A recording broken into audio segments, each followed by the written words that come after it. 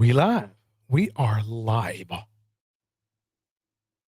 On the ones and twos, this is DJ Torch coming straight at you. With at DJ Torches and friends. All the way live. I guess we should get right to it. Let's get right to it. Let me put myself up in the corner. This party started. Here we go. I hope that you don't let people discourage you and bring fear and doubt and unbelief.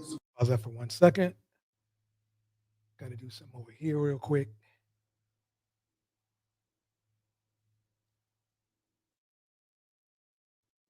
Here we go. Into your life. Faith is something that you're going to have to hold on to near and dear, and protect your ears from those who will tend to get you sidetracked on many things other than that of realizing your dream. You know, I would challenge everybody in here to think a little bit outside the box. And I got another favorite scripture. My people perish for the lack of vision, and all things are possible. So you have to stretch yourself just a little bit to think in that way. And when I talked earlier about glory be to God that works within us that can do exceedingly above all think, dream, or pray for, that's beyond your comprehension. I want you to think bigger. I want you to walk in the promise. I want you to have confidence and reassurance and faith that everything is possible. And guess what? And you're so wonderfully, specially made to do it, you know, and have the capability of being able to do it. Let me pause that.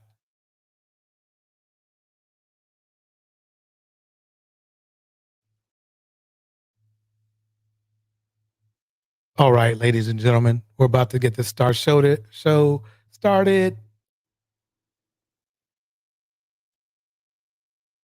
This is what we will be going over today. Hi, my name is actually Mary. I'm calling. I have a question.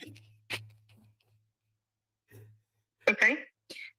So I'm calling because I wanted to sign up for benefits. I'm currently pregnant, but my child's father to be told me that if I get on welfare, they will put him out of the home. So, yep, that's right, ladies and gentlemen. That's what's coming on the show today. Let me hit the beat.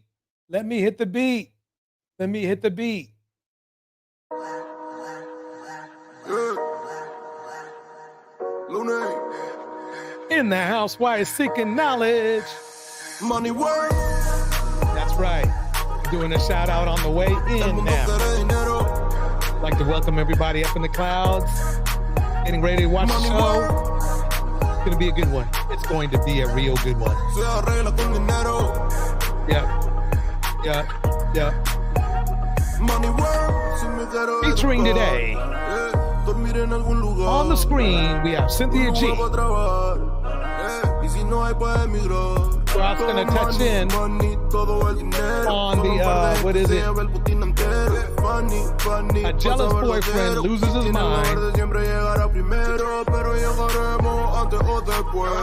man's going to tell other men how to finesse the child support system. A child enforcement remedy. Phoenix Soul in the house. Shannon Sharp's messy life.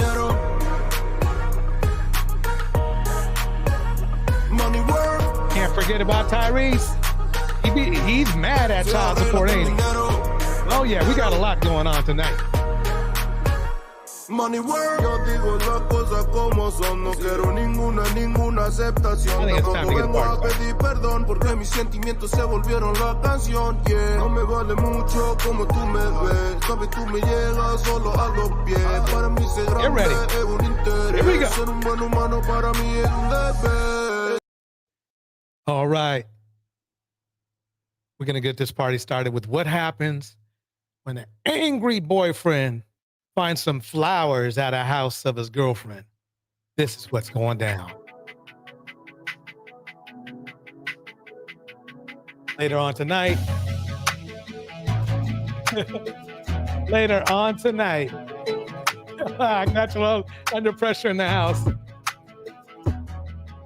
Cynthia G. Reaction.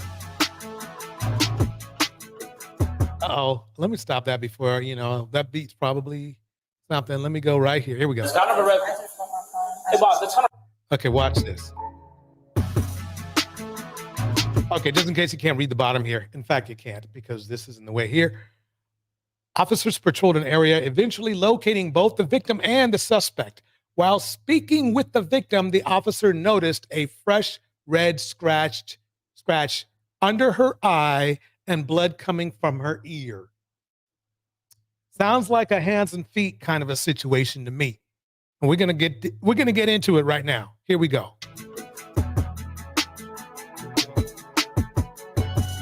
Come up over, please. Private? Can you talk to me? Yeah. Okay. We gotta separate them, so you gotta separate them. I know, but And it's important for me to play this because, we have a lot of anti-Cynthia G sentiment, especially with the fellas out there. And I need to show you why she says what she says. And you will find out quickly. So let's get into it. Here we go. oh, we okay. She can speak for herself. All right, that's kind of a red. I just want my phone. Hey, boss, that's kind of a red flag. That's just talking for her. All right, after we got a 911 call. All right. Okay. So- she just said she just want her phone. Okay. We'll talk to her ourselves. Thank you very much. All right. So now, can you talk to us in private, please? She don't have She don't have to, by law. Okay, are you a lawyer? No, I ain't a How lawyer. about you? How about you? Let her speak for herself. All right. She's a grown adult. You're not her I dad. know that. I understand. Thank you. Hey, Bossman, can we get her phone meanwhile? That's what I'm getting my shit on now. No problem. All right.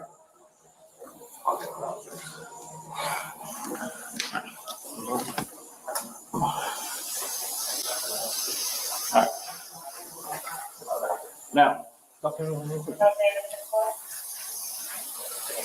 What's going on today? I called because he won't leave my house. Okay, what was that to you? Okay, so she just said, it might be hard to hear, but she said, I called you because he won't leave my house. So he's over at her house, not his house, her house, and he won't leave the house. He's thinking about my boyfriend. Left your eye? Sam, Left your eye? he's probably scratched. How you scratch? We just kind of have like a disagreement. Did he punch you? Did he what? Yeah, punch me. Yeah. So did you get scratched? You scratch yourself? I don't even know how I got scratched. To be honest. All right. She So is literally defending this guy who just beat her up, basically. Simply put. And listen to the officer. He's trying to help her out here. here's what happened, right? You call 911. Did you give the address? Yeah. On a quarter line, all right? You called back several times, voicemail. All right. So what is going on with you? I just want him out of my house. He basically. Does he live here? Yeah. Okay. Does he have property in here? I mean, the stuff he bought today. How long has he been staying here? No, he doesn't stay here. As long as have you been spending the nights? Oh, he doesn't really spend the night very often. I mean, he just came tonight. I just noted this young lady just said he doesn't spend the night very often. And you know what that means? It means he has supply elsewhere. That's what it means. Yep, her house, Dusty. I'm glad we started to get the picture. Yep. But what will come from the desperation of these evil bandits? Who knows? Yep. Here we go. All right. So people. He's just very, very not in control of his own emotions. That's all. That's all. Well, what happened tonight? Something Happy like Halloween, y'all. And I can see that she's been having her Halloween nightmare already. She's already having ghouls and goblins go to her house. That is right. Let's keep it going. So what made me call 911 is that he's acts like this, belligerent, and basically I just wanted him out of my house. he didn't want to come out of the house because he seen my baby daddy have flowers. I guess he seen flowers in my house. So her baby daddy gave her some flowers, which is a nice thing to do. I mean, show some appreciation for somebody who's taking care of your child, right? But oh, jealous bandit, Dusty, whatever you want to call him tonight, because you know it is Halloween, couldn't handle it. My children's father, and he didn't want them in here, so he took them and threw them out. I let that go. This is the funny thing. He has not married this woman, but he is staking ownership of this woman. This is a bad sign already. I was like, okay, whatever you do, whatever. Then he's like, I guess because he's feeling how he's feeling, I'm just like, you know what? I'm like, whatever. He's like, oh, you want to go outside, just smoke real quick. I was like, give me a second. He's still in my face talking about it. He's still in my face talking about it. I said, I don't want to hear it. Like, just. And now he's like, oh, so you don't care? Then he's mad that he was restricted at the gate, which I restricted him for similar reasons like 2 months ago. I never. Man, why is she even with this dude? He was doing stuff. Restricting at the gate means that she gave him a different. She changed her code basically, so he can't get in the gate when she's not there. Restricted him because I kind of forgot about it, but then it was like he always gets through the gate anyway. So, and they don't even really check. Yeah, so I was just like, okay, whatever. I kind of forgot about it. We got back on good terms. So, but then he was mad that I guess he couldn't get through today. So he was like, oh, why do you have me restricted? Him. Yeah. So you left out your eye. My eye. If you're protecting him. Well, no, I'm not. If you're protecting him, it kind of seems like you are. All right, I'm not here to judge you. Right? Yeah. Did you notice the officer says you're protecting him? Look, watch. Your eye. My eye. If you're protecting him. Well, no, I'm not. Look, if you're protecting him, and then she says, well, I'm not. Well, you are protecting him because you're not just saying, take him away, please, thank you. And see,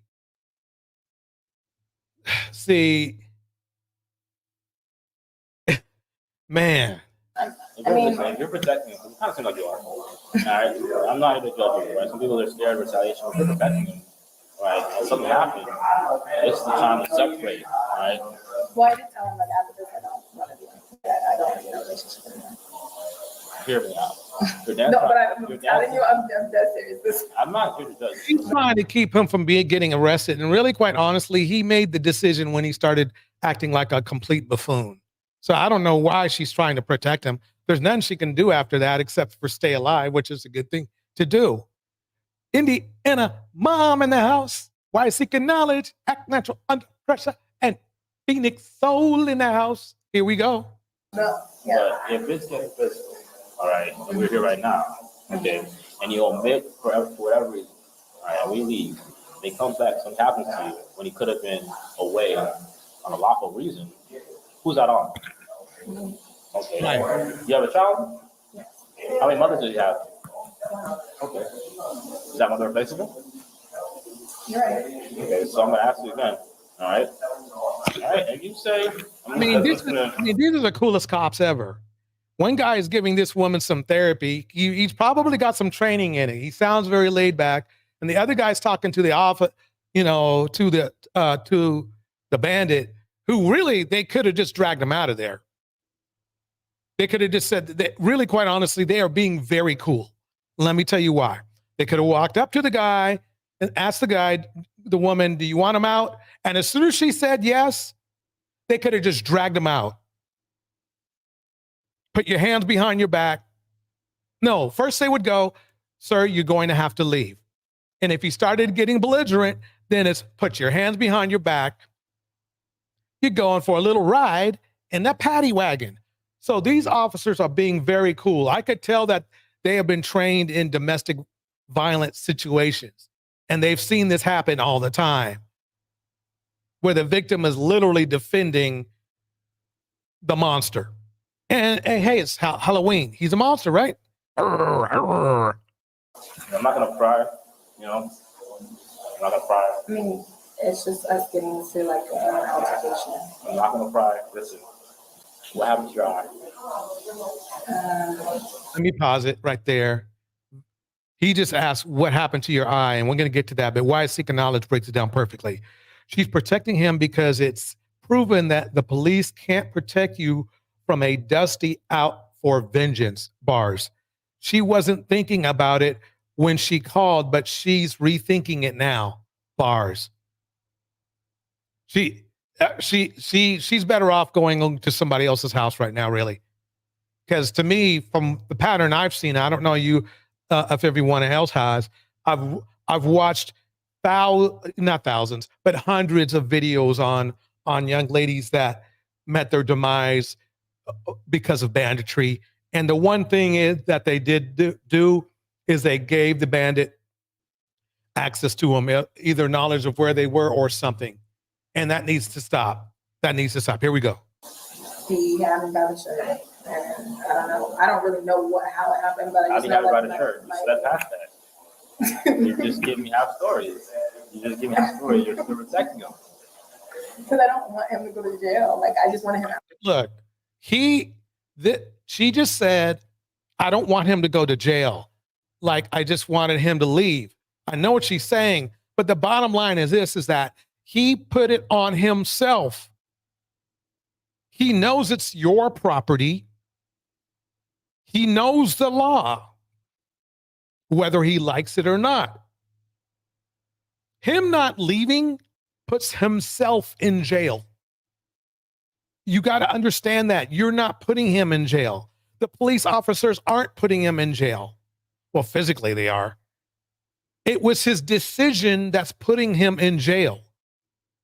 It's his decision that made him put hands and feet on you.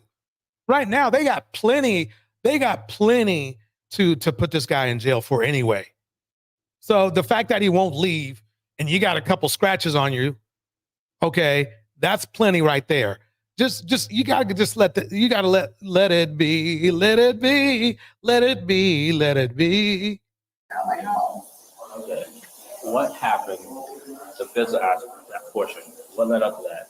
Just tell them we can't change Just it. him trying to like, he didn't punch me in the face or anything. He was just trying to like continue it. Yeah. Why trying to change it?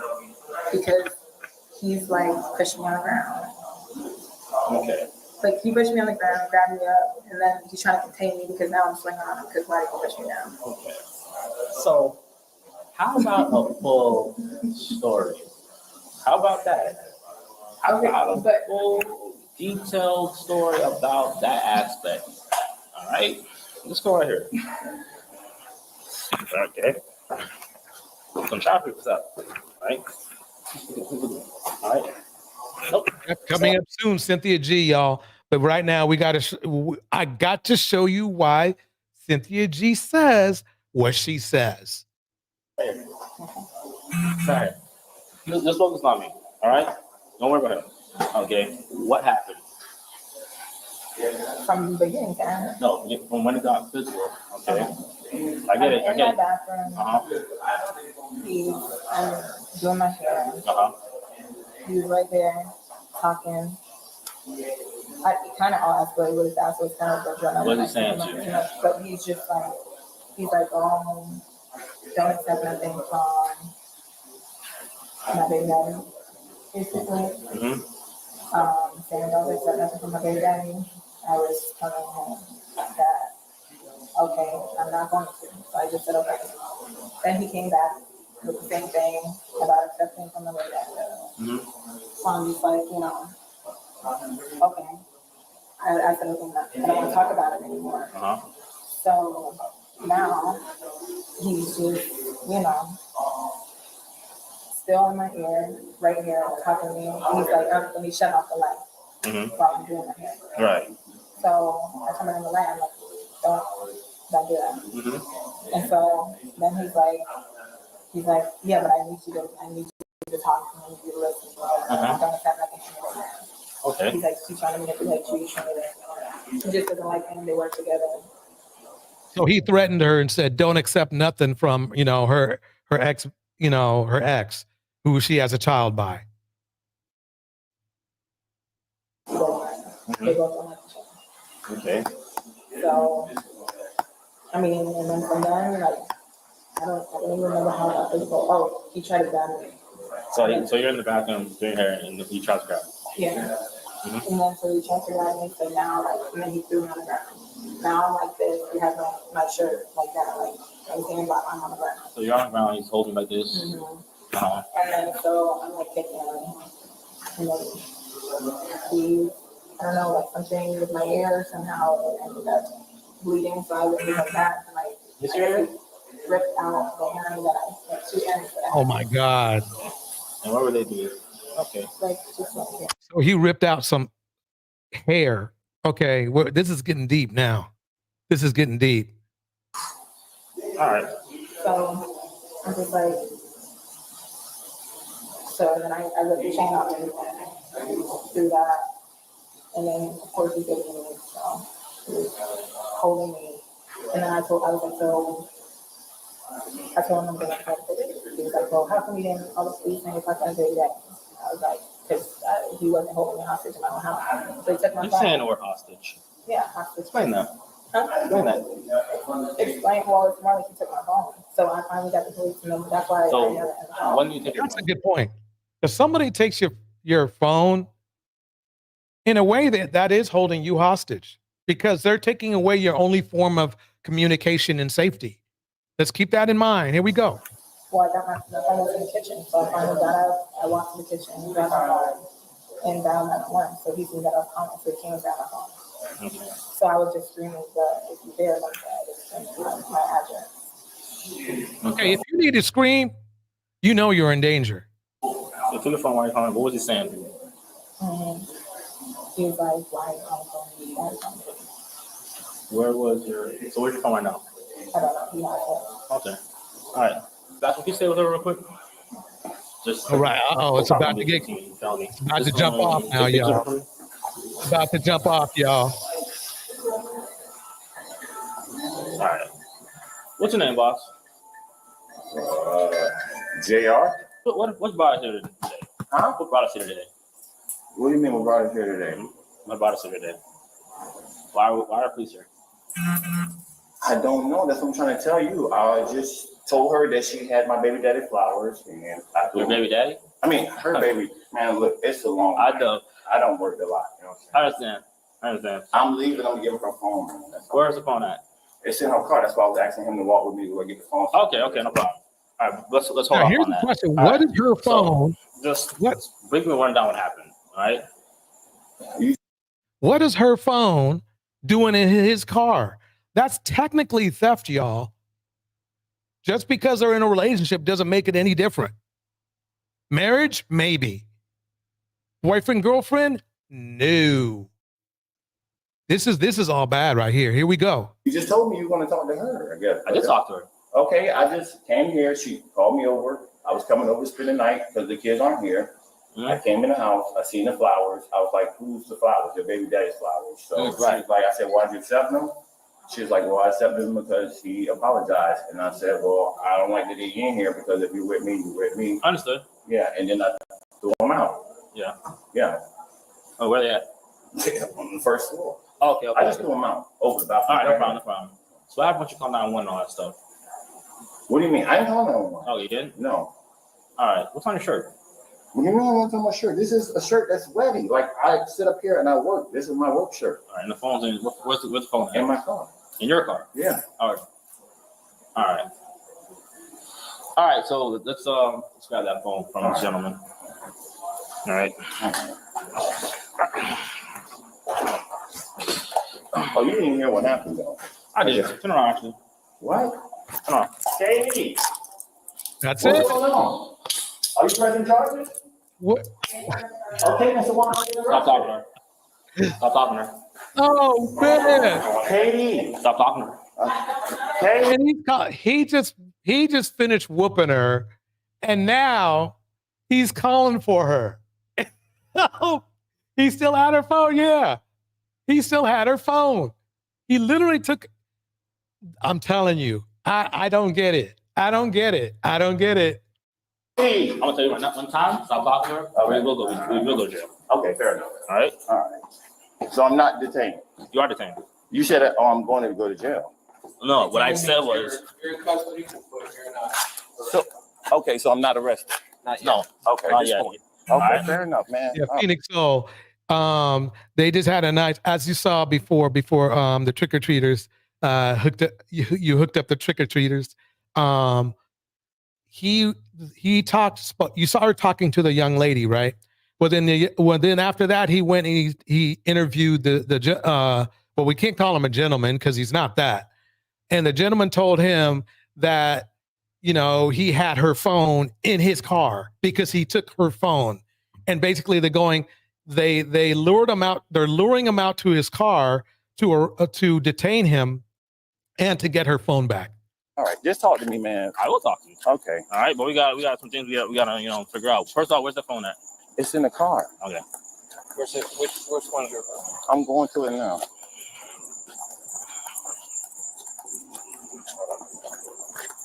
Thank you, man. Oops. Okay, man, I'm not trying to start no trouble. I understand. Oh, not trying to. He just put hands and feet on that woman. And I'm not trying to start no trouble. Do you see the delusion, ladies and gentlemen? You're just trying to figure it out, boss. I know, man. It's just like I explained. If you listen to your partner, he got the rundown of what happened. Yeah. That's what I'm saying. Like, we're just It's just like, temporary custody right now. Okay? all right, fair enough. What you think I'm going to run? I ain't trying to run, man. Listen, we don't know anybody from a can of paint. I feel you. All right. Yes, sir. We don't. I get it, man. But Well, like you should understand, when the baby daddy Why comes up, did he get it before putting hands and feet on his lady, or should be former lady? But let's find out. here, he's stealing stuff out of her house and breaking in the house. You get it? No, I hear you, brother. Yeah. Where's your car? Where's Right here. It's over here. Oh, my bad. Yeah, where's your car at? Over here. This is a van. Where's my car? No, I got the key right here.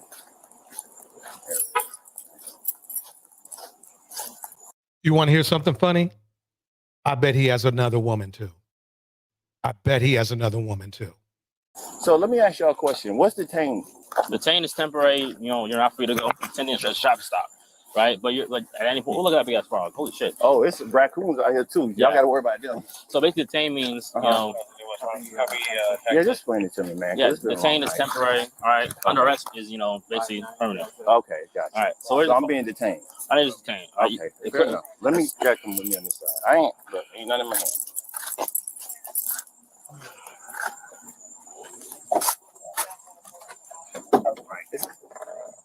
Is this Okay. My dad. Hold on real quick, bro. Oh, Yeah. All right, thanks so much. so what's going on? Well, I'll tell you now. Okay, in a that's second. theft. That's theft. They just want. I mean, they want to give the phone back to the young lady, but I believe she's not going to get it back because they need it for evidence. But that's theft.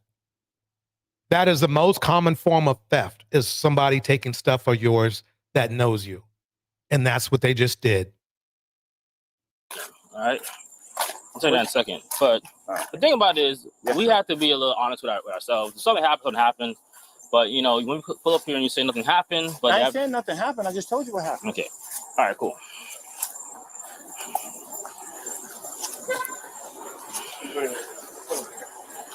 So I'm not going to jail? You could, it's about, as quick as they go on, as quick as they come off, right? Okay, yes, sir. All right? All right, so I'll tell you what you need to know. Come on. All right, absolutely. All right. You know? All Hold right. on to I'm not trying to start no problem. No, you're not. Okay. What's this, your phone? Yeah, sir. Take it out. That's my wallet. You have your ID in there? Yeah. You guys ID? Nope. Anyone ID? Nah, I didn't know what's going on, man. It's all right. Anything else? I mean, these officers are handling this perfectly. All right, so what happened now? All right, we'll take it. Just sit. You can sit down with your feet facing me. We're not closed on you. All right, thank you. First, I'm gonna read this to you. All right. You're registered, man. What do I mean? Read this to you. JG music in the house. What do you mean? The right to remain silent? Yeah. All right. But so am I getting arrested? You just That doesn't mean This does detain. All right. I know it's just scary right now. All right. Because it's like I mean, used to have a and here's the handcuff best advice I can give dudes. If you don't want to be arrested, don't do shit that will get you arrested. You don't own anyone. You don't own this woman. You don't own women. It's important for me to state this important message. You don't own women.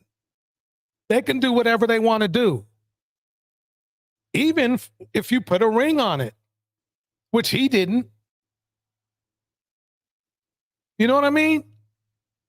So don't get surprised if you get cufflinks for acting wrong. He acted wrong. And he gets cufflinks. She did the best she could protecting him. Too good. Really, quite honestly, she shouldn't. She could have just said, look, you see the results. Tanya Sweat in the house. JG Music in the house. And he wouldn't stop. I'm telling you, these are the guys. I'll show you what happened.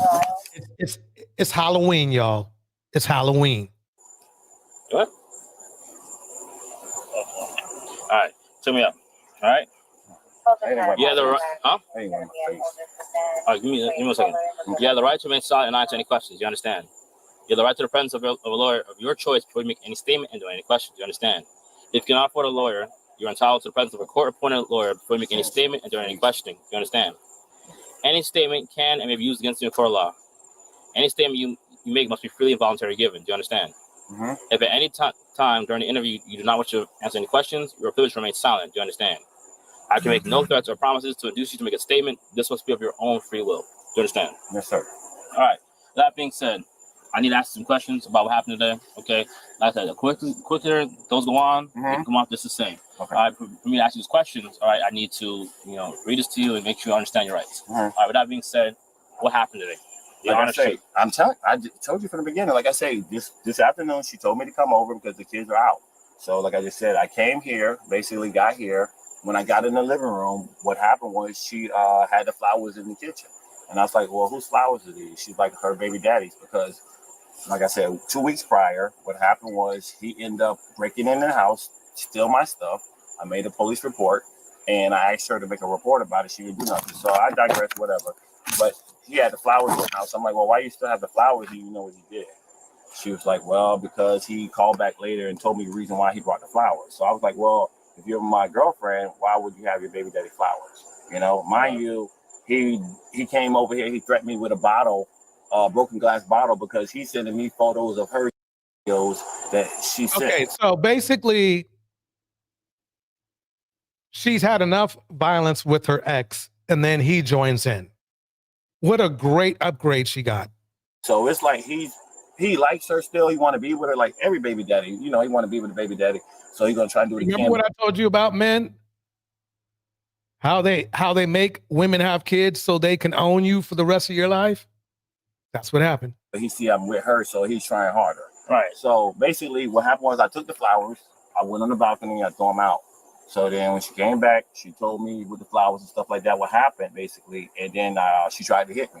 So when she tried to hit me, I didn't do nothing. I grabbed her. She kept trying to move, and I tried to grab her, and then I stopped. So then I said, well, listen, I'm finna leave because at the end of the day, you're acting real rational. She's like, okay, then you need to leave. And I said I was finna leave. And I said I was finna leave. There. Now, he could have just left. Remember that. But the question to ask yourself is, how did her phone get in his car? I came knocking at the door. Oh, so she tried to hit you first? Yeah. Okay. So why is there blood on your shirt? Because you see her, she was trying to scratch me. She should have tried to bite my ear off. Whose blood is it though? Obviously, like I say, she was trying to fight me. I was trying to restrict myself. I was trying to protect myself. All right. So Sean fights you, but wait a minute. Remember now, he acknowledged that she asked him to leave and that he said he would leave. Remember that. So if that's the case, how did they get into a scuffle if all he needed to do was walk out the door? Still, how did the blood? I don't know. Okay, you don't know. So you don't know whose blood that is. No, like I just said, she was trying to fight me. All right. Do you have any cuts on your person? What do you mean? Any cuts on your person? Yeah. Any injuries? Yeah. Like I said, she was trying to She was trying to come at me. I was trying to protect myself. Okay. All right, cool. So the phone, all right? Why do you have the phone? Because she gave me the phone when she called. Called what? When she called. Called what? Well, I said when she was calling. I don't know who she called. I don't know who she was calling. Blew it right there. He just blew it right there. No, bro, that was the wrong. There's no reason for you to have the phone. They got him good. Checkmate. Here we go. At the end of the day, she never told me who she was calling. Okay. Do you understand that 911 is a recorded line? Yeah. Okay. Let me ask you a question. All right. Just see if you're going to be honest. Called who or what? I don't know. Like I said, so phone, she's calling somebody, right? Yeah. And then now you have the phone that's in the car. Yeah, because like I had the phone and I got it, but she was doing, she was going back in the room doing her hair, and then I had the phone, and I said, I'm going to get the phone, and then I put it in my car. Why? But why does that? What was the reason? Because her baby daddy be calling. That's why. Oh, sorry. So it's fine. You didn't kick me. It's fine. I'm sorry. So like I just told you, the whole situation tonight was about the baby daddy. But listen, hear me out, and that's what I'm saying. It doesn't make that much very sense, right? So you just have her phone. I didn't have it. Like I said before. You have it. It's in your car. Yeah, I have it. At one point, you walked from the house to the car, right, with someone's property. All right. Boom. Remember? See what I mean? That's what they're thinking. But why would she just give you her phone? It wasn't that she gave me the phone. I was saying the baby daddy was calling. And I was like, I don't want to hear him calling or nothing. So I was just like, right now, the flowers already had me, kind of a little bit, not feeling good that you have. He took her phone. House. So he was calling. Mm-hmm. So I was like, well, I don't want you calling him. So I just took the phone and put it in the car. Okay. So if I review the 911 tapes, are you going to be on the 911 tapes yelling and screaming? No. Okay. So she never screamed the address, like, not to recollection. I said everything is on a recorded line. I understand that. That's what I'm trying to say.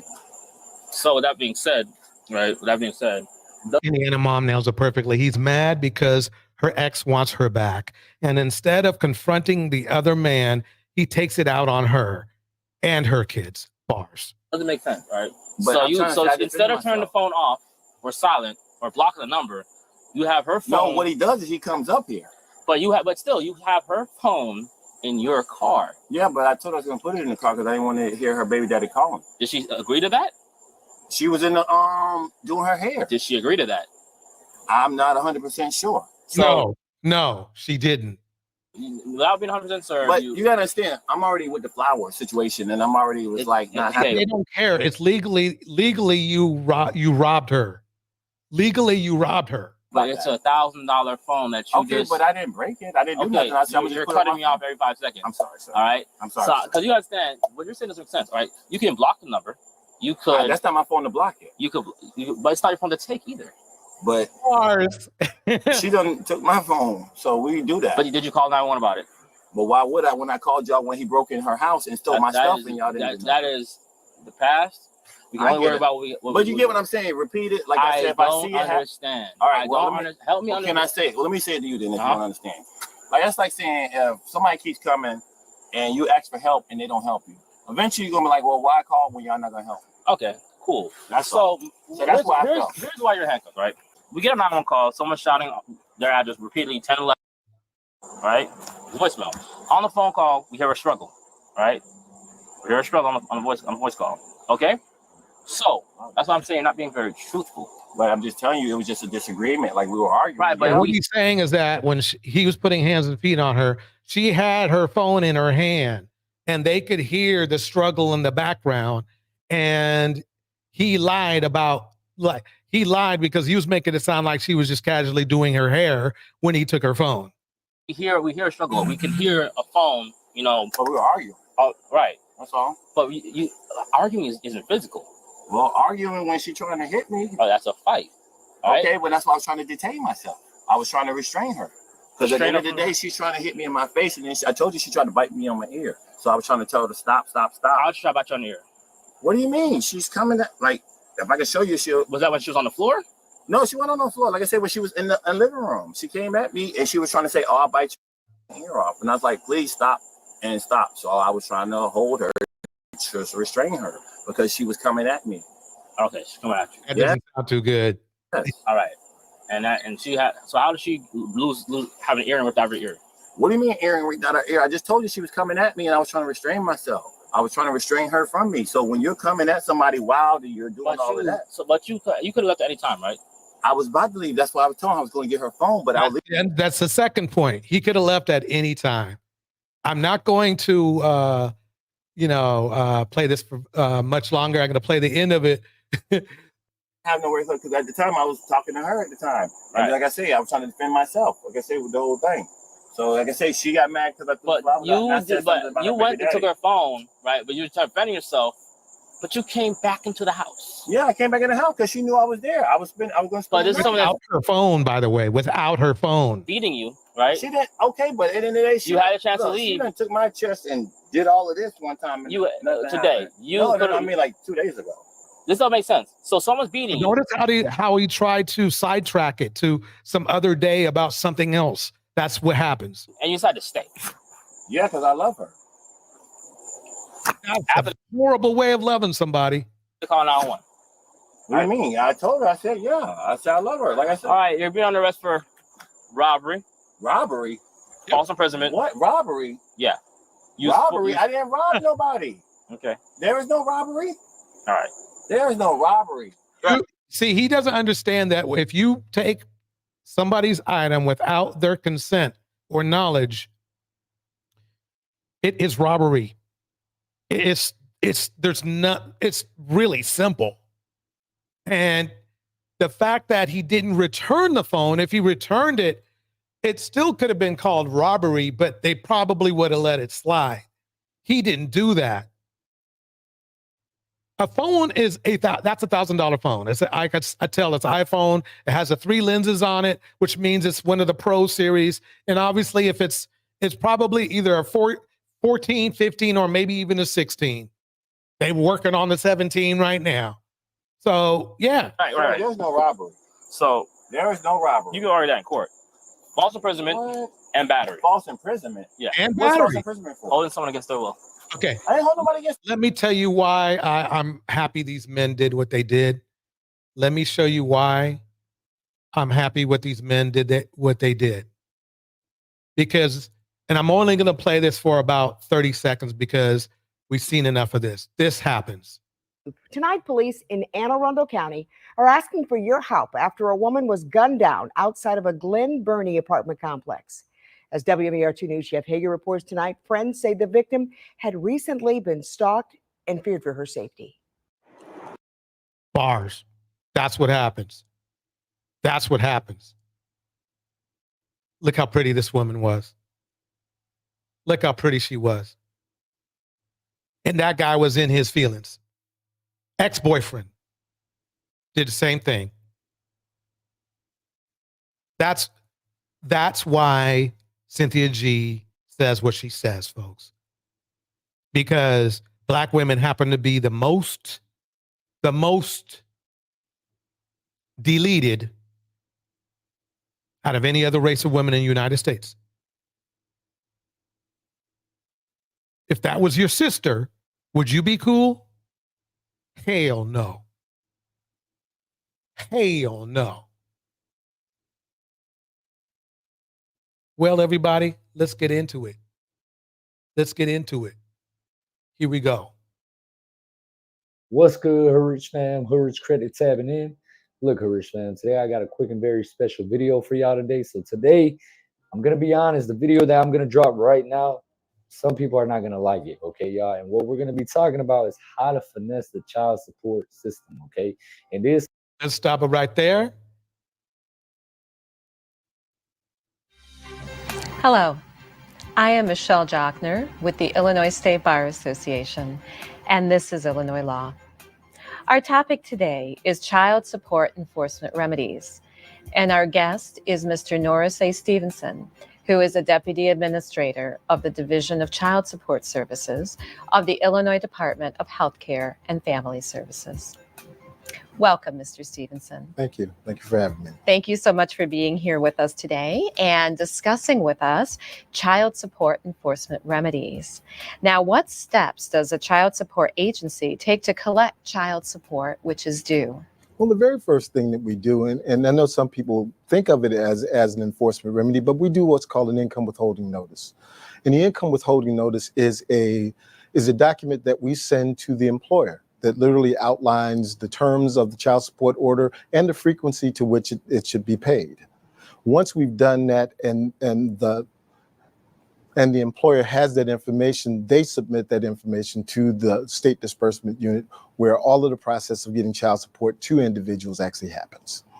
Okay, so when the income withholding order is unsuccessful and child support becomes past due, then what happens? Well, we have a series of things that we call administrative enforcement remedies that we use. And I'll outline a couple of those for you, some of which include liens on property, passport denials, driver's license suspensions, income tax intercepts, which is one of the more common ones that you hear about. And all of those can be utilized when an individual has failed to pay his child support. All right. But, you know, fellas, CYN-G, and me too, you know, we feel bad about that. So, you know, we came up with a resolution for you. Now, I'm not going to play her amazing intro, which is, oh my, you have to check out. Her intro is off the chain. But let's get right into it. Here we go. Let's call Washington states. So she's going to call Washington states. I'm going to up the volume a little bit, make sure everybody can hear it. Here we call go. Olympia. Yeah, we go call Washington's. Please wait while we connect your phone call.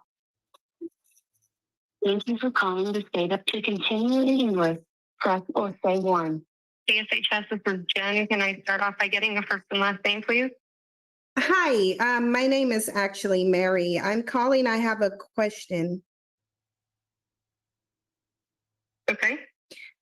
So I'm calling because I wanted to sign up for benefits. I'm currently pregnant, but my child's father to be told me that if I get on welfare, they will put him out of the home.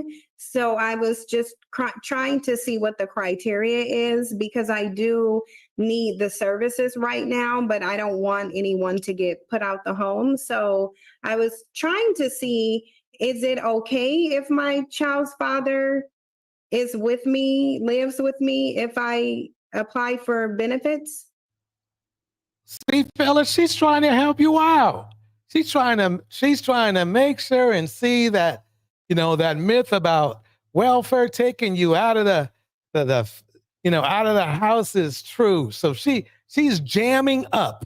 She is jamming up the welfare office just for you. Well, not just for you, but you get it. What benefits are you wanting to apply for first and foremost? TANF. So, when are you due? I'm due towards the end of the year in December. Okay. So he doesn't have to be included until the baby's born. Once the baby's born, then he has to be included on the case. And if you choose to not include him, then we have to put out an order of child support on him. And if you're living with him, then he has to, it's no question, like you can't opt him out. You guys have to be on the same case. Okay, so he can be on there. He's not gonna get moved from the home or anything like that. I'm sorry, ma'am. We don't physically remove anyone from anyone's home. It's just saying that if he's living in the home, he has to be included on the case, because just as much as you're financially eligible for that child, he is as well. Okay, ma'am, I'm even sorry to have to ask you. My child's father is an African American man, and he told me that historically Did she hang up on me? Okay, she didn't really. Oh man. Okay, she said she ain't trying to hear that. Please stay on the line for a survey at the end of the call. Thank you for calling. Your call is very important to us and will be answered in the order it was received. Thank you for calling the DHS call center for Absent. My name is Martin. Have your first and last name, please. I'm sorry, ma'am. What is your name? My name is Diamond with the shape. Okay, hi, Diamond. I'm calling because I have a question. I'm not sure if you can answer it for me, but if you're not able to, then I will gladly wait for you to grab someone else who can maybe answer my question. And so I'm calling because I've been hearing that welfare removed African American men from their homes. Okay, before you proceed, can I have your first and last name, please? Oh, my name is Sandra Day. You said Sandra Day, Sangra? Yes, and day as in days of the week. I think that's a singer. Thank you.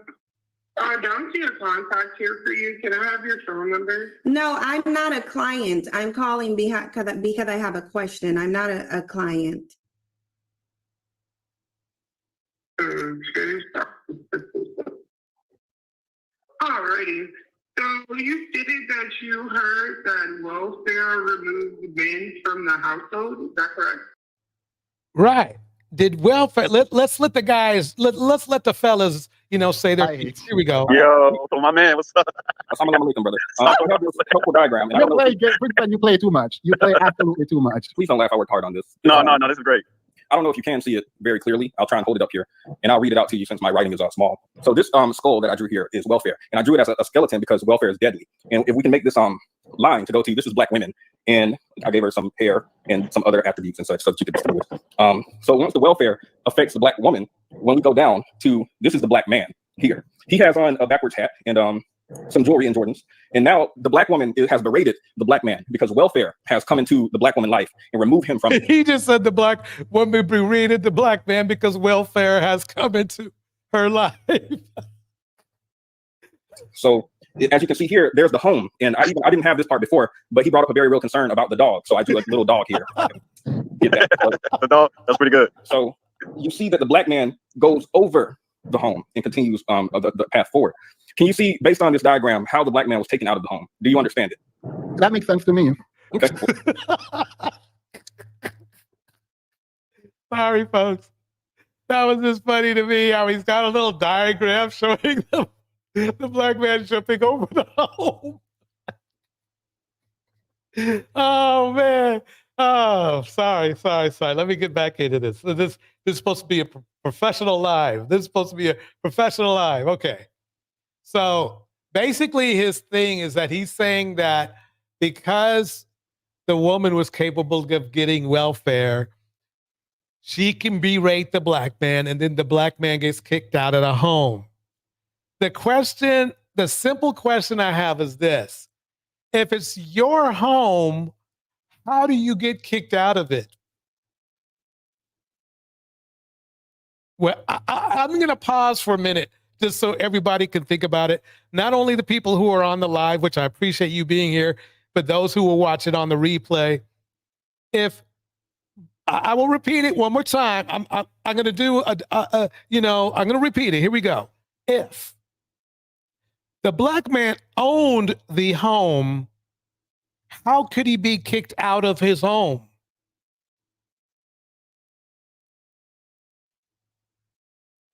If the black man owned the home,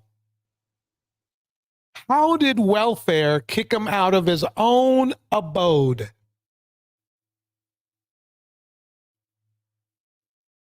Trick question, isn't it?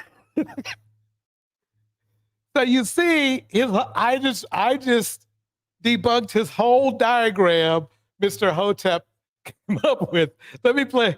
That was hilarious, though. Let me see if there's another one on here. Okay, let me see if there's another one.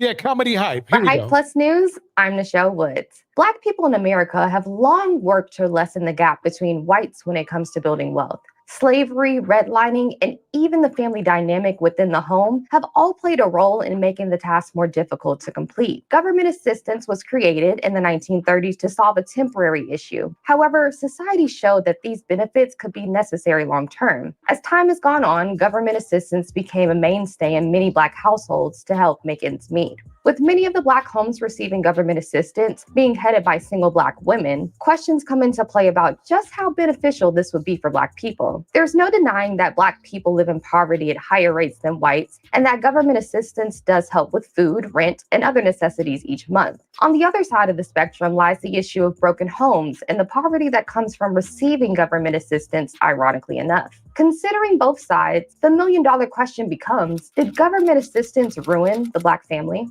Like many things, government assistance was given sparingly, if at all, to Black families in the early 1900s. In 1935, following the Great Depression. Okay, we're going to go past this boring part. Let's get to this part. The government purposefully incentivized these women to have more children out of wedlock, as the type of money being offered, even in more modern times, is hard to come by as a salary for anyone, much less a that saw government assistance change, possibly for the worse. The Institute of Family Studies sheds light on this fact, stating, it was estimated that in 1975, a household head would have to earn $20,000 a year to have more resources than what could be obtained from Great Society programs. That's only $20,000 a year. If he ain't, even back then, if you're not making that much, you don't need to have any children. In today's or a household. That's over 9. Welcome, Bridget. Bridget's in the house. Head the Wise is in the house. Here we go. $50,000 per year in earnings. That may be a reason why in 1964, only 7% of American children were born out of wedlock compared to 40% today. One can see through this tactic that the government purposefully incentivized these women to have more children out of wedlock, as the type of money being offered, even in more modern times, is hard. Well, let's go back to Cynthia G. Let's go back to Cynthia G. Here we go. Yes, ma'am, that's correct. I was told that welfare removed African-American men from their homes, and that's why they're unable to be fathers to their children. Have you heard of that? So unfortunately, this is a call center for SNAP payments and Medicaid. SNAP payments and Medicaid. So do you? I think you just an error. I didn't. I called you on purpose. I didn't reach you in error. If you're not able to help me, are you able to transfer me to someone who can? Well, what do you mean by welfare? Is this in regards to SNAP payment for Medicaid? Yes, I was just told that welfare removed African-American men from the home. And I was trying to figure out if maybe we could work with welfare to possibly get Black African-American men back inside the home. I know this is really important. And so if there's anyone that you know, because I know you said that you couldn't help because you are for, I would assume, people who are signing up for TANF or food stamp benefits.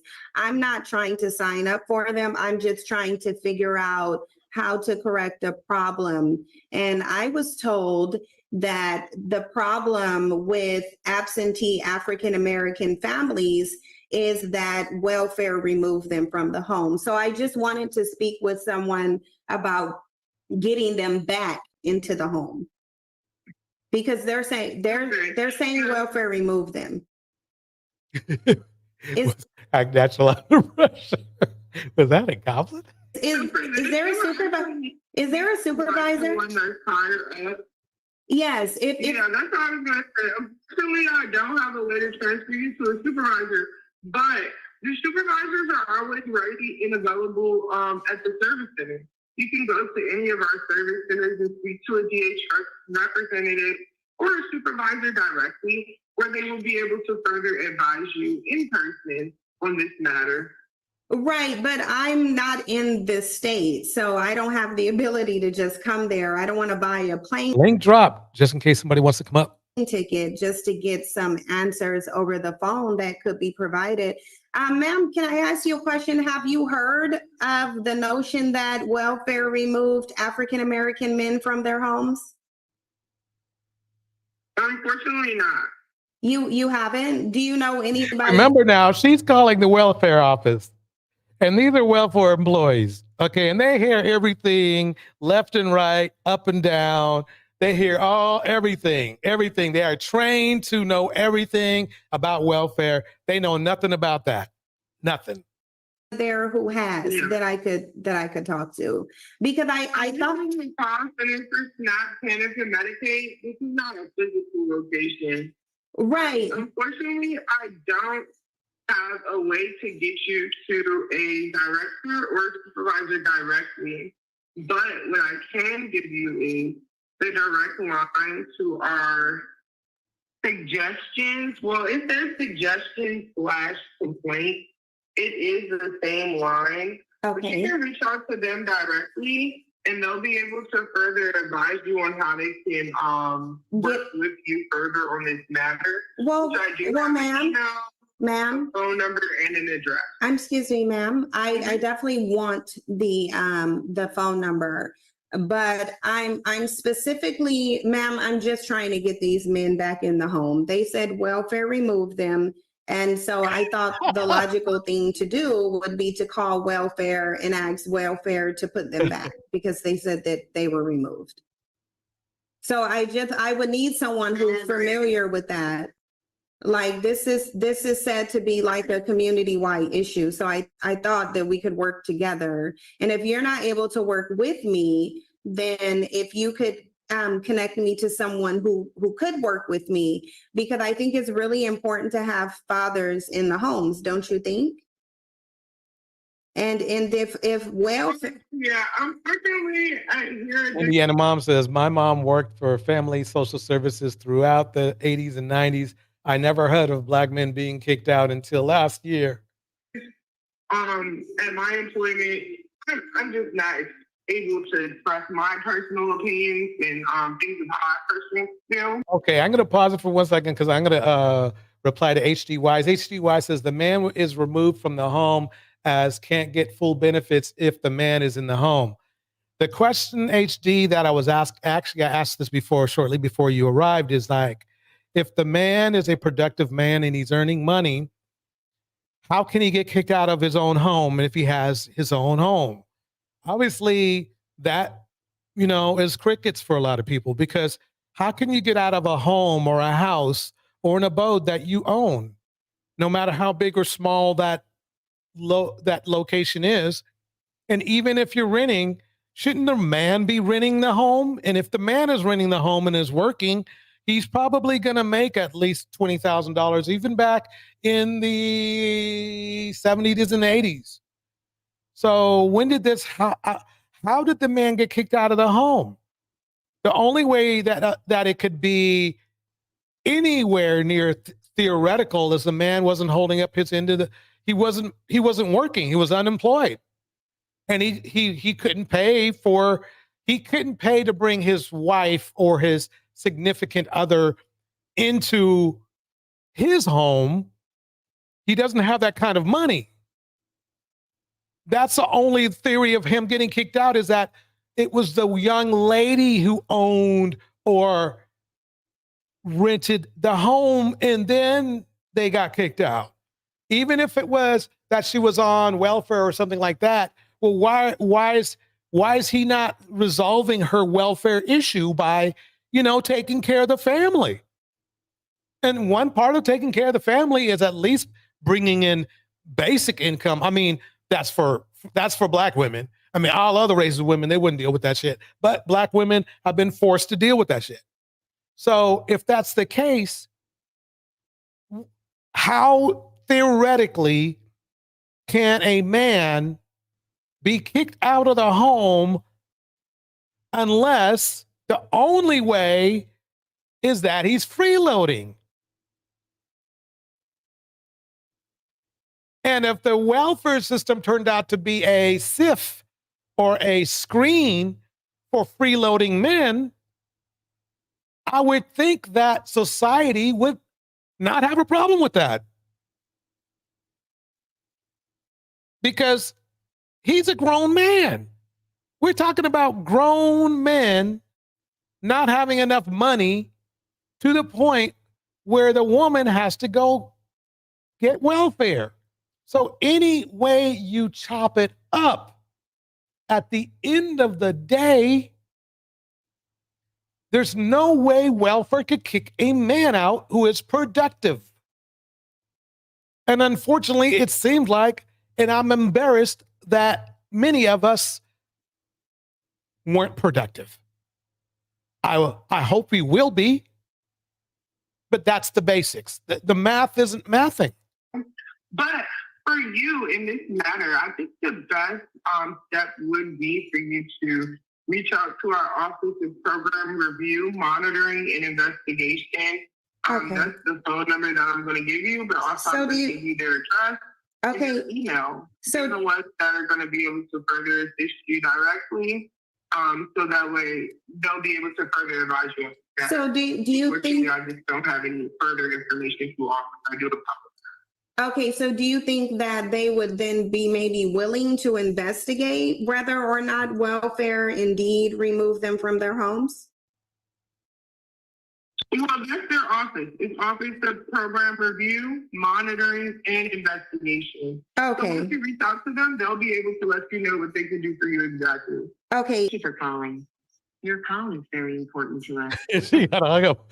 Wait, no, she didn't get hung up on. I think she hung up. It will Okay. be answered in the order it was received. I mean, fellas, she's really trying. She's trying to help you out here. She's trying her best to get to the bottom of it. And right now, nobody knows about black men getting kicked out. But let's keep going. Here we go. Good afternoon. Thank you for calling the CHS call center for staff kind of need. My name is Aida. Can I please have your first and last name? Yes, my name is Sandy Day. Sandra, but I go by Sandy. Sandra Day. Sandra Day is a very beautiful and a very gifted singer. She sung a song called Rise, but let me keep going here. Okay, Sandra, how do you spell your last name? Day, like the day of the week. Okay, thank you. Got it, thank you. And Ms. Day, can I get a good phone number and email for you? I don't give my email out, but I can give you my phone number. I don't want anybody emailing me. No problem. What is your phone number? It's 503-735-0652. Okay, thank you so much for providing your information. And Ms. Day, how can I assist you today? So I'm actually calling to see about qualifications for benefits.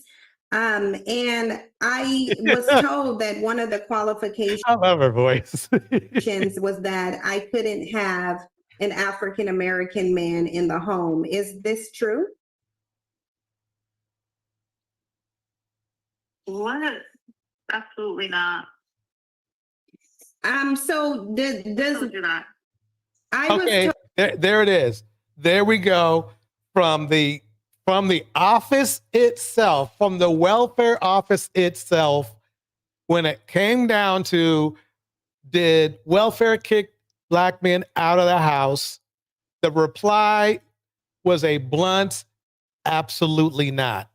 Told that welfare would require that my African-American partner could not be in the home, and that in the past welfare removed them from the home. And I just wanted to make sure that's not going to be the case, because I do have an African-American man is my child's father. And I just want to be able to have him in the home and feed my child too. But I was told that African-American men aren't allowed to be in the home if they get welfare. And I wanted to know if that was true. That's not true. Have they ever removed African American men from the home? Do you know? Because my African American partner, he sent me some videos on it, and it looks like they were saying in the 60s and the 70s that the welfare just took Black American men out of the home. And so I just wanted to make sure that if I apply for welfare, that he's going to be able to stay in the home. Yes, he will. As long unless they if you apply for like cash assistance, they will go after him for child support. Will they remove him from the home? And if so, like, how do they remove them? She just said no. From your home. But they showed me videos, and there were newscasters and people saying that welfare had removed Black men from the home. I didn't know if after they removed them, did they ever put them back in the home? Ms. Day, I don't know. I've never heard of anything like this. They do not remove anybody from the home. Is there anything else I can assist you with today? No, I just want to make sure to see if, because they did send me videos. Like, it was convincing to me. There was like a whole news report talking about how welfare removed African American men from the home, and Okay, let me pause it right there, because I gotta let the wizards, the men defend themselves. Here we go. Raise your hand if you would like to be married to your baby's father. One. The rest of you who don't plan to get married, why don't you plan to get married? I'd like to know that. You already have. Let me break it down for you. Did you say that if you saw the first clip where I was playing the video where the young lady had just finished getting hands and feet on her, and then her ex-boy, the ex dude that she had a kid with, put hands and feet on her? Hands and feet. Let me go into a little hands and feet spiel, and then I'm gonna let Tevin talk for a minute. Hands and feet, fellas, just so you know, I don't know if you know this, but they kind of hurt, especially, when most of you are twice the size of the young lady you're dating or close to it. You're at the very least in a different weight class than the young lady you're dating. So when you swing hard at your young lady, your significant other, and hit her, aside of that being a crime, it hurts. And when you repeatedly do that, more often than not, the young lady's probably going to want to leave sooner or later. I don't know if that makes sense to anybody, but it seems to make sense to me, because I don't know, if somebody was knocking me in the head with a bat or with a fist every day, I probably wouldn't want to be around that person. And for some reason in our community, a lot of men, at least 50%, because 50% do put hands and feet on their women, by the way, at least, don't understand that logic. They don't understand it. Anyway, Tevin, welcome to the stage. How you doing tonight? What's good, Torch? Chilling like a villain on Halloween. There's this one story of this interracial couple that's viral on TikTok right now. A lot of people is talking about it because, it's a Black man, white woman couple. They got 6 kids staying with them. 2 of the kids, the preface came into relationship with it, I guess. 1 or 2 of the kids, I think from what I heard, 1 kid, the Black man came into a relationship with. And recently, one of his baby moms had said he exposed him and said he was a deadbeat. He didn't take care of his first child. Number one, that's wild because you and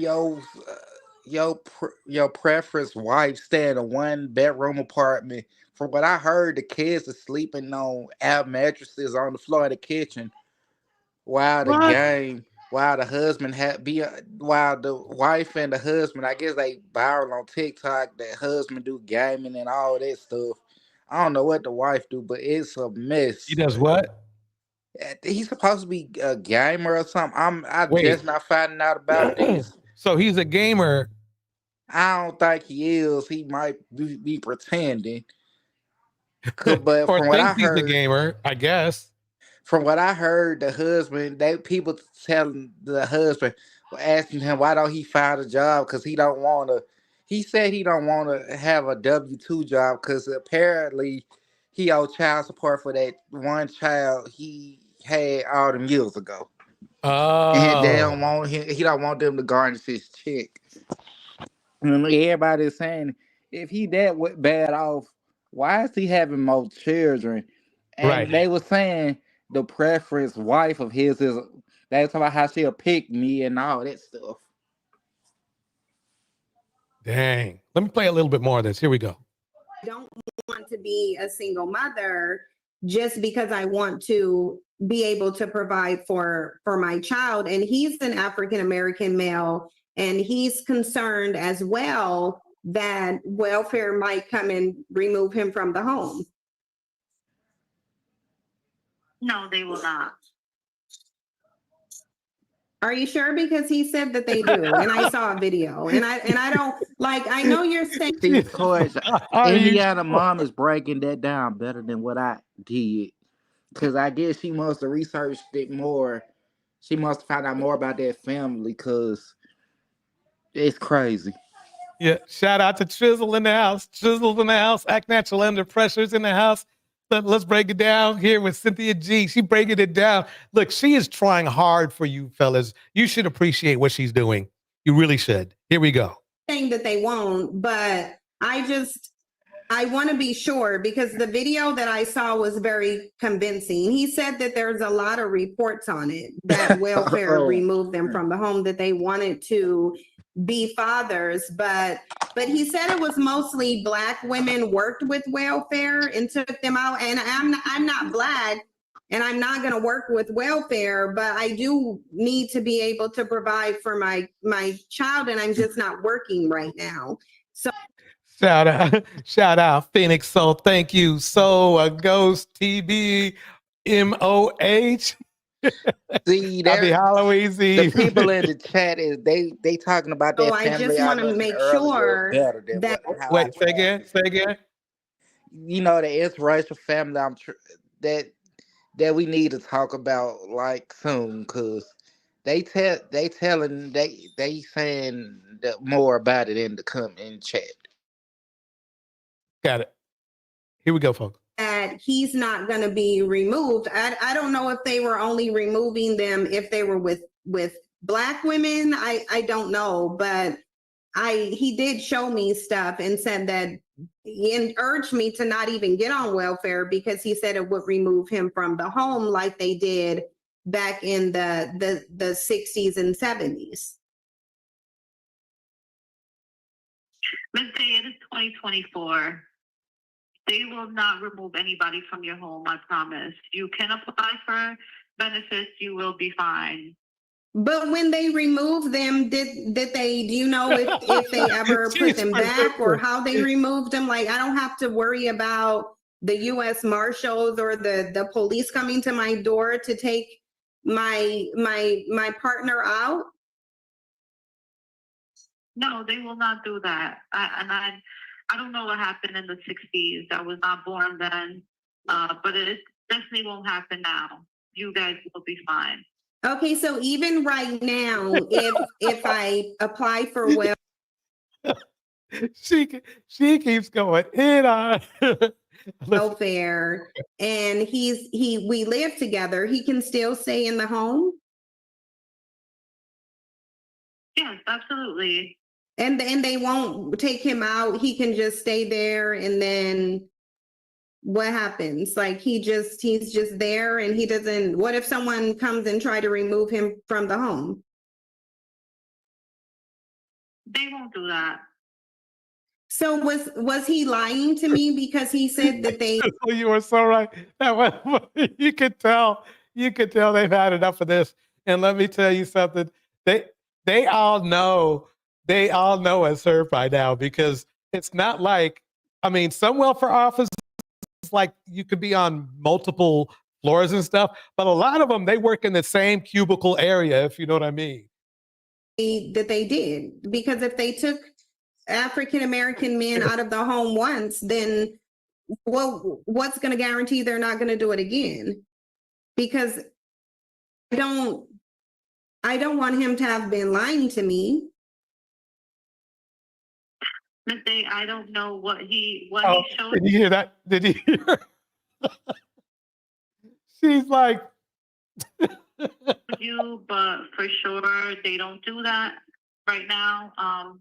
You both will be fine. He will not be taken from the home, and you will be able to apply for benefits.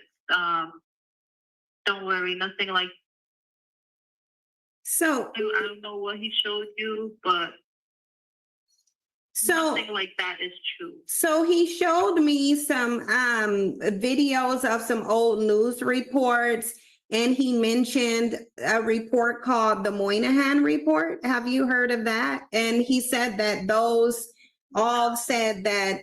oh, before I go on, don't forget to like and subscribe. And especially if you haven't liked and subscribed over on Cynthia G's channel, please do that as well. Hit the like button, hit the subscribe button. This is excellent. I'm going to keep it going, y'all. Here we go. African American men were removed from the home.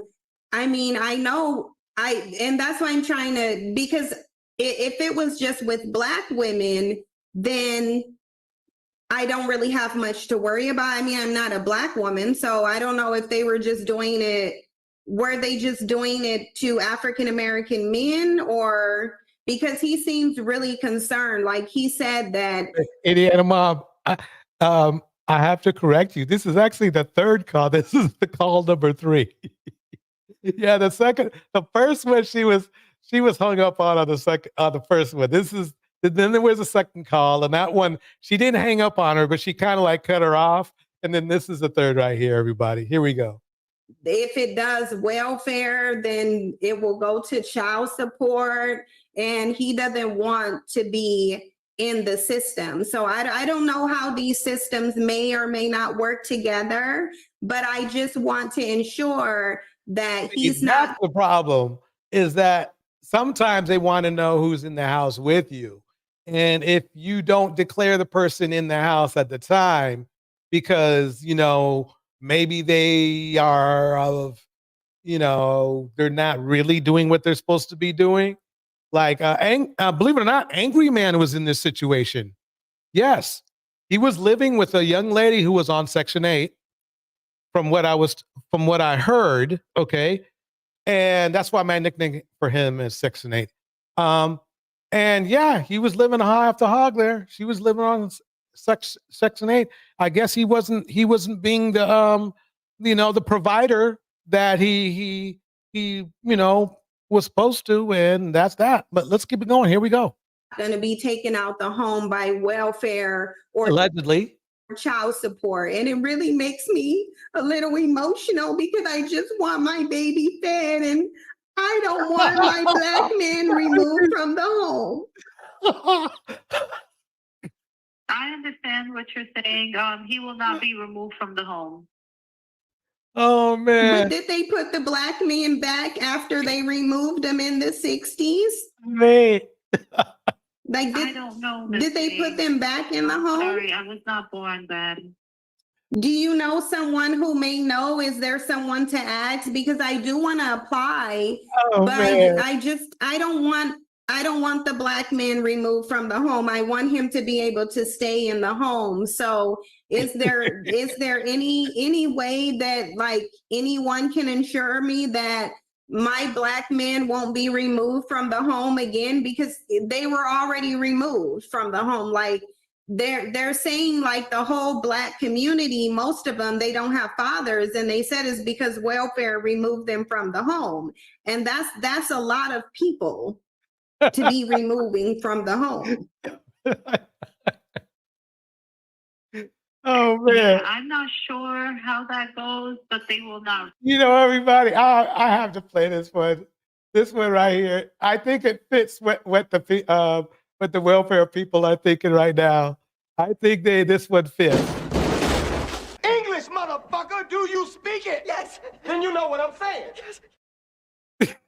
Remove him from your home if you apply. Now, if you apply for cash assistance, yes, they might go and ask him for child support, but that's about it. But so even if I get cash, they won't remove him from the home? Yeah, no, they won't. But what about child support? Because you said they'll go after him for child support. So with child support, is child support going to remove him? Cash assistance. Okay. No.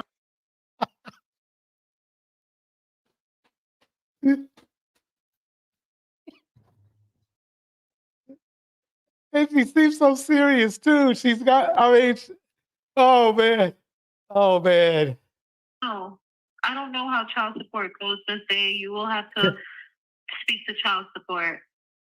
Okay, so do you think I should call them and ask them, do they, because he didn't show me anything with African American men being removed from the home for child support, but he showed me a lot of videos. There were people saying they were both Black and white, and they were all saying that Black men were removed from the home because of welfare. And okay. Yes, Cynthia G gets the award for that. She gets the award for that. She does. She does. So that brings me back to this right here. Black men were asked, what would Vice President Kamala have to bring to the table in order to get their vote? And they didn't say student loan forgiveness or affordable housing or affordable health care or even resources for the Black community. They said child support forgiveness for the kids that they already aren't taken care of, because 9 times out of 10 you're on child support because you are negligent. See, and that's the thing that scares me, is that the fact that Black men ask for child support forgiveness, it's the only item in the Black community, that affects Black men. So they only want something for themselves. That's it. They don't want anybody. They don't want the community. They don't want more business, Black-owned businesses. They didn't say anything about that, did they? They didn't say anything about higher paying jobs, which will help you not even care about whether you're getting child support pay because you're making bales of money. No, that's the funny part. That's the funny part to me. And so, I mean, I think Cynthia G did an amazing job making it clear that their myth is not. There might be some caveats. The men are unwilling to, what you would call it, that the men are unwilling to do, like, give, the government your government name. Yeah, of course you're going to get kicked out of the house if you're a criminal or something like that. Yes, you will get kicked out. If you're not supposed to be there, if you're supposed to be somewhere else, yeah, you will get kicked out. If you guys are referring to that, but that's a different problem. That has to do with something you did long before you got into the house. And the second thing is this: nobody has ever been able to answer the fact is, like, if Black men own their own home, how do you get kicked out of your own home? And on top of that, if a Black man is working, if a Black man is a leader, right?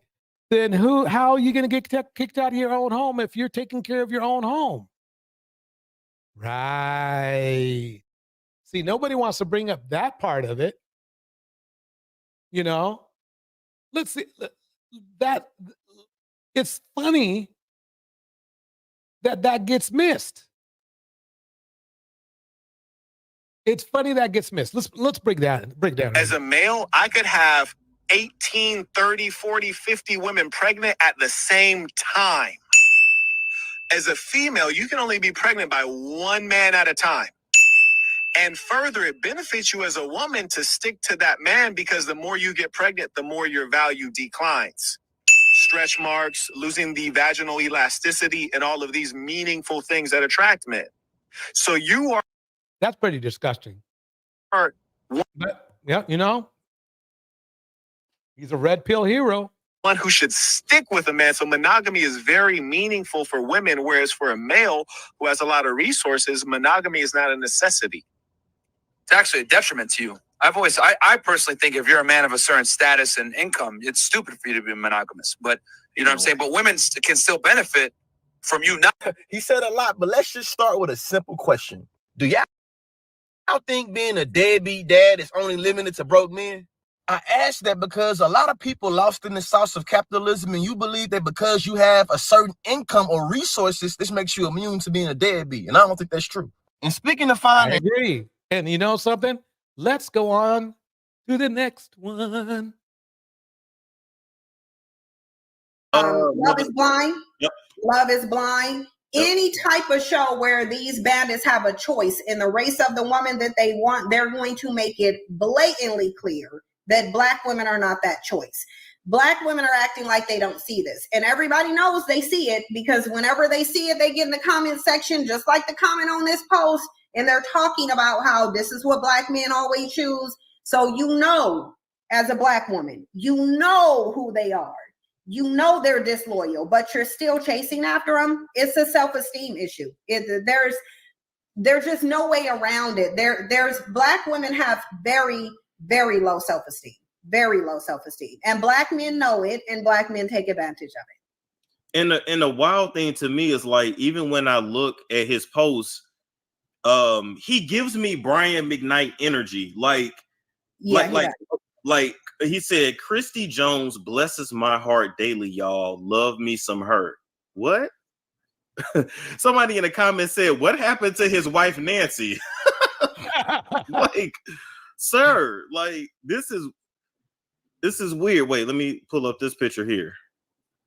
You might find me in that comment section. But I was in there playing in dust. Yeah, you know, Richard Jones used to be a very, very popular actor. I mean, he probably still is. I mean, he's probably an actor. I don't say he's very popular. I won't say he's been popular. You probably don't know him, but I believe he played opposite of Denzel in a movie or two. I want to say he played a cop one time. But yeah. Because, listen, he said, I love my beautiful wife. And they're not legally married. That's the weird thing. Thanks for loving me, Chris. You're my heart.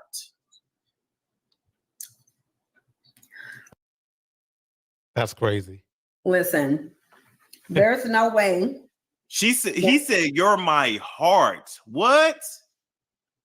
Sir. And then when I look at their body language, he is way more into her than she is into him. She's barely leaning into him. He's holding, ma'am, blink twice if you're being held against your will. Well, you know, that's usually how it is. These males like him think that they have a prize when they can get close to someone who is not Black. It's funny because when you mentioned how Black women, they'll introduce and be in the comment section, and I've seen it too, declaring their loyalty to Black men. Oh, all I want me is a Black man. I noticed that. Why did I just lose my train of thought? I had a really good point too. I'm gonna have to wait for it to come back. I missed my train of thought. I lost it. All right.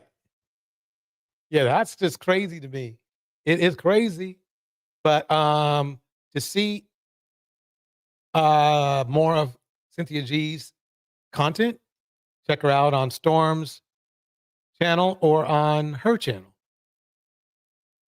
And make sure you like and subscribe over there too. And make sure you like and subscribe here too. I can use a couple. Anyway, let's do one more. Where is it? Where is it? Where is it?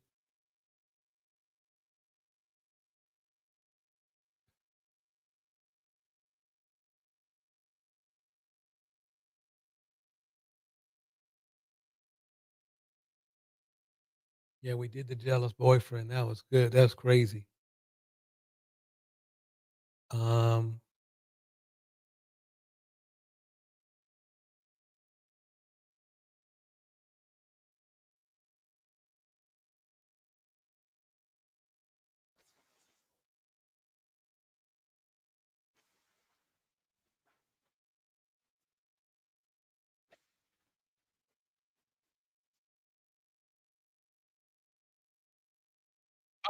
Wait a minute. Wait. Okay, I got it right here, everybody. Here we go.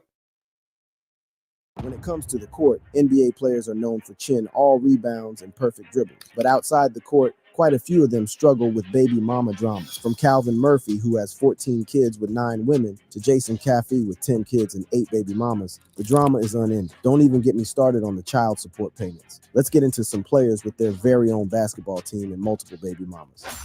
Allen Iverson.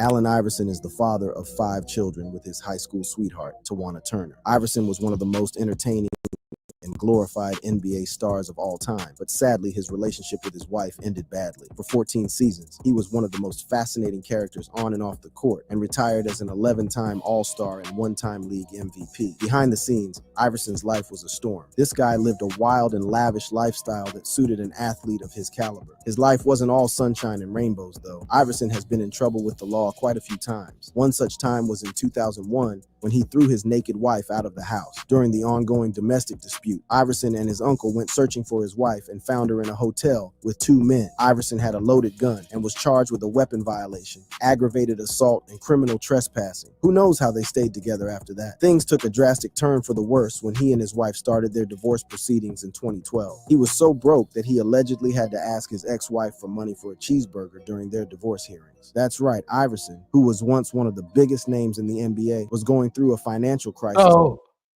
everyone would agree that Iverson would fall into the category of a high value man, at least. Well, at least for for men, that's what they would say. For men, they would say that. And he had to ask his ex-wife, who he kicked out, right, for money for a cheeseburger. She, in the proceedings, gave him money. You can't say she was a gold digger because she ended up giving him money. He was that broke. How do you become that broke? Well, we all know. But my point is this. A high-value man doesn't necessarily mean he's a high-value man. And shouted, "I don't even have enough money for a cheeseburger," in court. His wife then allegedly took out $61 and gave it to him. A sad way to end a relationship, especially when you've had 5 kids together. But our next guy has had even more. Danny Ainge. Danny Ainge and his wife Michelle Ainge ended up having 6 kids together. Just like Iverson, Ainge met his wife in high school, but luckily for him, Danny Ainge, Wookiees and Ways, y'all. 2 enjoyed a happy marriage with no major issues that we know about anyway. What's funny is that Ainge says that his wife fell in love with him, not for his skills on the court, but for being a football player. Fortunately for him, she didn't mind a husband who played b-ball either. If you didn't know, Danny Ainge was a 3-star athlete in high school, playing not only football and basketball, but also baseball. As his family lives and breathes sports, and his wife's known to play a bit of tennis, while one of his sons, Austin Ainge, made it to the NBA too. While Danny Ainge managed to have a happy marriage, most NBA stars aren't as lucky. Sean Bradley. Sean Bradley also has 6 kids with 1 baby mama, but their relationship didn't end well. Bradley found love back in the early 90s and married Annette Evertson in 1993. They had 6 children whose names begin with the letter C: Sierra, Chase, Cheyenne, Chelsea, Charity, and Chance. Sadly though, Sean Bradley was hit by a car in 2021 while riding a bike and was left paralyzed. These days he can't walk and uses a wheelchair to get around. At the height of his career, he was also somewhat of an actor too, and featured in the iconic Looney Tunes and NBA crossover Space Jam. Michael Jordan also starred in the iconic film and is another guy with a lot of kids. Michael Jordan. Michael Jordan has 5 kids with 2 baby mamas And although he tried to make things work with his first wife, he couldn't, and she left with one of the biggest payouts ever received from a divorce settlement. In fact, at the time, it was the largest public celebrity divorce settlement of the time. Michael Jordan is known as one of the best basketball players ever and has won so many awards and broken many records, like winning 6 titles and going a perfect 6-0 in the NBA Finals. On top of that, he's won championships, 6 Finals MVPs, 5 MVPs, 10 scoring titles, 3 steals titles, and was named the 1987-88 Defensive Player of the Year. His resume speaks for itself and showcases the caliber of player he was, but off the court, things weren't so good, especially not for his relationships. He married his first wife, Juanita Vanoy, back in 1989, and the two had 3 kids together. They lasted until 2002, when they filed for divorce and gave the reason as irreconcilable differences. However, the differences were reconcilable as they got back together shortly after. The final nail in the coffin came for their marriage in 2006, when they separated for the last time, and Juanita would walk away with a $168 million settlement, a huge sum of cash that would be equivalent to around $250 million today. Jordan's net worth is estimated to be around $3 billion. And she got paid, and she earned it too. So I guess he could afford it. He remarried again in 2013 to Yvette Prieto, and they went on to have 2 daughters together, Shaquille O'Neal. Shaquille O'Neal has 5 kids with 2 different women. Shaq met his first wife, Shawnee Nelson, in 1996, just after he left the Orlando Magic for the Lakers. They didn't get married right away, and he'd wait 6 years before making her his wife. The two got married top secret ceremony in 2002. Shawnee worked in the film industry, and Shaq described his marriage as a perfect situation. He said that leaving her was one of his biggest regrets. They'd have 4 children together, a massive Beverly Hills home, and a whole lot of money, but things didn't work out well for them, and they split, first in 2007 and then again in 2009. Shaq had this to say about the situation with his first wife. "You know, when you get older, you try to think about the mistakes that you made that could have been avoided. Divorce is one of them." As of yet, Shaq hasn't remarried, so you might be wondering who his other baby mama is. Well, it was a girl he met before his first wife. Not much is known about her, but they had Shaq's first daughter, Tahira, back in 1996. Although he's never remarried, Shaq has had plenty of relationships since his divorce, but none of them seem to end well for him. He was known to have been dating Nicole Alexander in 2010 and then Letitia Roll in 2014, who he was engaged to before splitting up in 2018. 5 children must be a handful. But I mean, I have a question. What good is a high value man if you can't get along with him? I mean, what is it? I mean, how can that be value? I mean, when you think about it, right?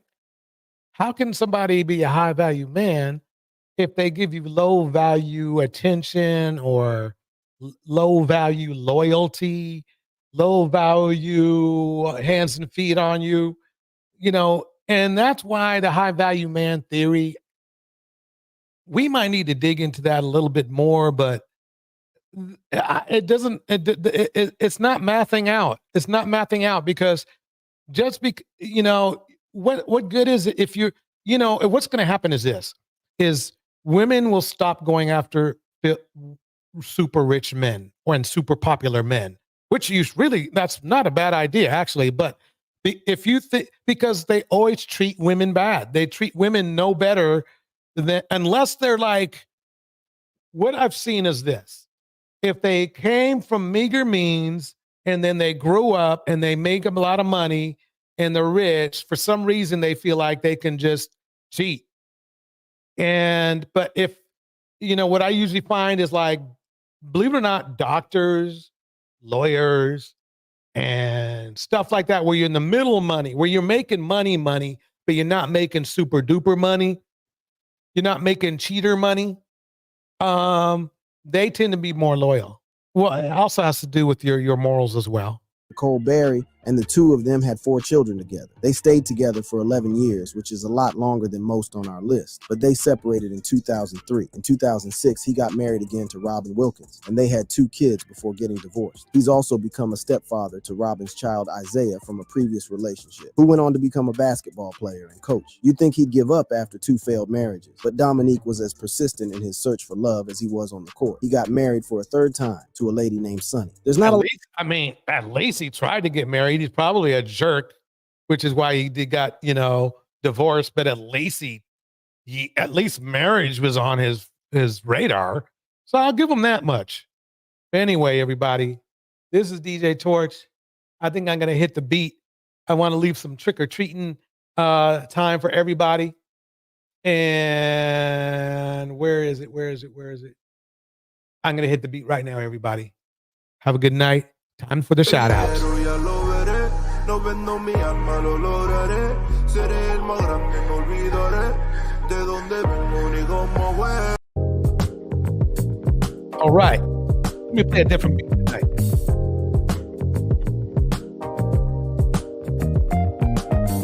I was thinking now the Spotlight out. That's the only reason they married. Makes sense.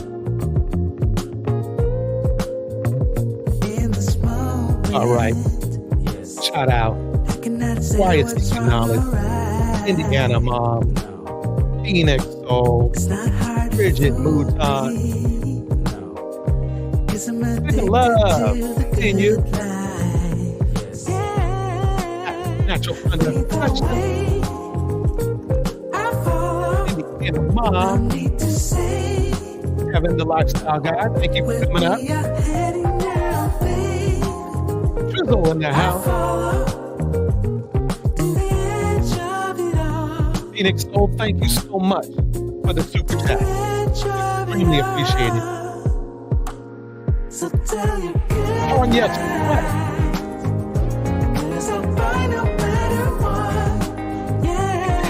Hell, ma'am.